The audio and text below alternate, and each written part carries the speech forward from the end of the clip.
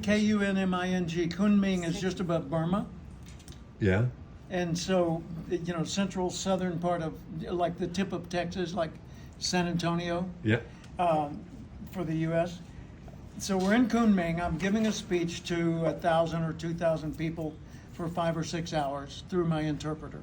And that's what I do over there from city to city to city. Always thousands of people, always a long day. Well, anyway, they also assign me every time an entourage, a safety team to keep the audience from pulling me apart. I want a souvenir, Give me some hair. Yeah, give me a piece of Elvis, right? So they kept me safe from that. And this one guy on the security detail was like this, just absolutely rigid. I mean, he wouldn't move if you hit him with a truck. And I call him the Rock. And so he was one of the protectors around the stage while I'm up there speaking. And midday, we take a lunch break and go up to my suite and order lunch. And I'm sitting there with Kitty and some others. And Kitty said, "Jim, see the guy over there?" I said, "The Rock?" And she laughed and said, "Yeah." She said, "I was talking with him on the elevator. And he said he's never heard ideas like these ever before in his life." Now consider, in China, they're just like half a generation into a developed world, an urban society. They've been very, very ancient society for the longest time.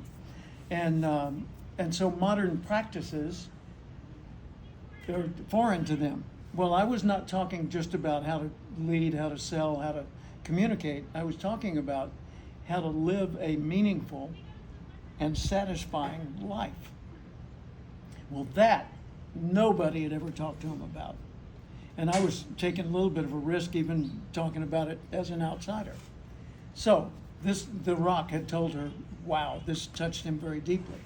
So I waited until no one was looking and Kitty had gone down the hallway.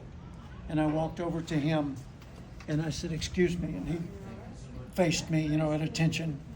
And I said, "Thank you very much." And he started to cry. And so I pulled him in and I held him and he started to sob. And I just held him while he did that. And when he stopped, then I put him back to arm's length. And I did this and he did that and we went our separate way. Well, at the end of the day, Kitty said, "What did you do to the Rock?" I said, "I didn't hurt him, I promise." She said, "No, seriously, Jim, what did you do?" And I told her. She said, "Jim, he would die for you."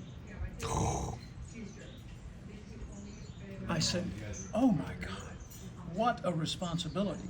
She said, "You mean what an honor?" I said, "Yes, an honor, but no, I mean what I said. What a responsibility.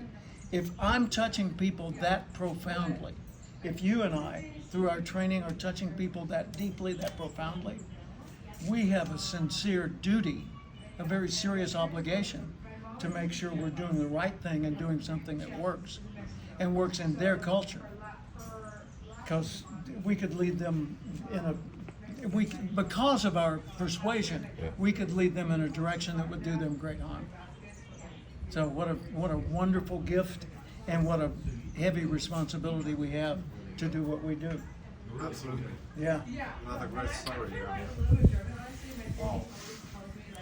Cheers.